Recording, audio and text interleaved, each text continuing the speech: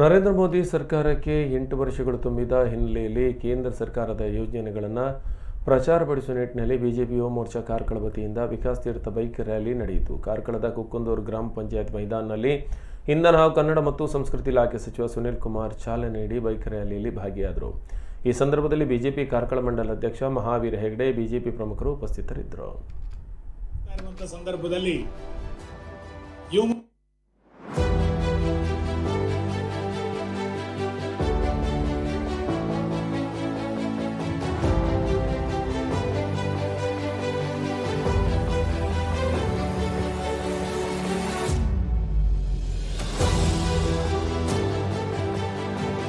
ಕೇಂದ್ರ ಸರ್ಕಾರಕ್ಕೆ 8 ವರ್ಷ ಪೂರೈಸ್ತಾ ಇರುವಂತಹ ಸಂದರ್ಭದಲ್ಲಿ ಯುವ ಮೋರ್ಚಾದ ನೇತೃತ್ವದಲ್ಲಿ ಇವತ್ತು ನಡೀತಾ ಇದೆ.